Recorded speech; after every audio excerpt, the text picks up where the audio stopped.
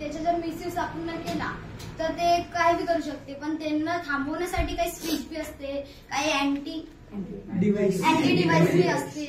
तर त्याच्यानं कसं आपण त्या रोबोटले कसं कंट्रोल बी करू शकतो. आणि हॅकिंगची गोष्ट आली तर हॅकिंग काही लोक करू शकते, म्हणजे आउट ऑफ 100 पैकी 5 लोक फक्त करू शकते हॅकिंग. आणि त्याच्यातून मी काही लोक नाही का मिसयूज नाही करू शकत.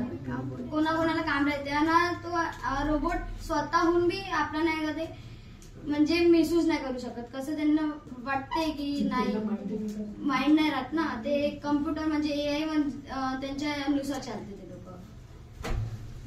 तर तुमचं असं म्हणणं आहे की टेक्नॉलॉजीने दुनिया तबाह नाही होणार, नाही, दुनियेला कोणता लिमिट मध्ये उपयोग केला ते.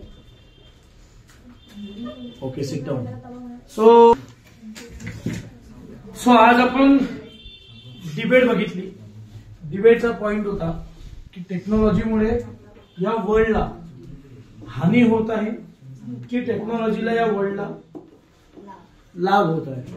याच्यावरती मुलींनी आपले 5-5, 6-6 पॉइंट्स ठेवले. सो मला इथे सांगायला खूप बढिया वाटत आहे की at point to the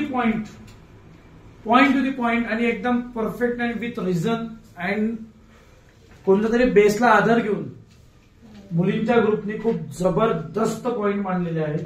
so मला असं वाटतं की मुलींचा ग्रुप हा जिंकलेला आहे. आणि मुलांच्या ग्रुपमध्ये पॉइंट होते पण बेस नव्हता. जसं तिने बेस घेतला की सोफिया बेस घेतला, नंतर तिने रशियाचं सांगितलं, नंतर तिने वेगवेगळ्या चिप बद्दल बोलली. तर मुलं बोलले पण खूप कमी बोलले. आणि दुसरी गोष्ट मुलांनी पण आपल्याजवळ ट्राय केलं लँग्वेज मध्ये थोडस जरा आपण जरा खूप वेगळीच भाषा होती. पण तुम्हाला लोकांना कसं वाटलं? डिबेट सेशन मध्ये मजा आली? सो नेक्स्ट डिबेट सेशन तुमचा जो राहणार आहे त्याचं नाव आहे, तो डिबेट पॉइंट खूप जबरदस्त आहे, खूप खतरनाक पॉइंट आहे की, आणि त्याच्यावर तुम्ही लोक स्टडी करून घ्या आणि डिटेल मध्ये करून घ्या आणि शोधा, बुद्धी वाढवा, बोलण्याचा प्रयत्न करा. जे लोक बोलू नाही शकत त्यांनी बोलण्याचा प्रयत्न करा.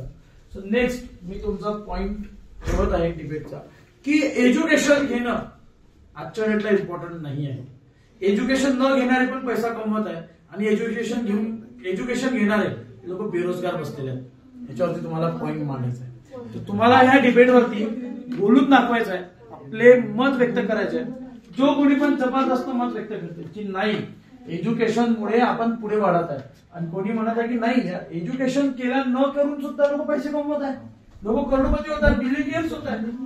फॉर एक्झाम्पल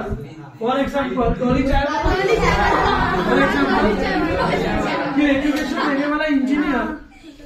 देने वाला इंजीनियर आज तो बेरोजगार बनके घर पे बैठा हुआ है, फिर एज्युकेशन क्यों लेने का? असे 2 पॉइंट मी तुमच्यासमोर ठेवले.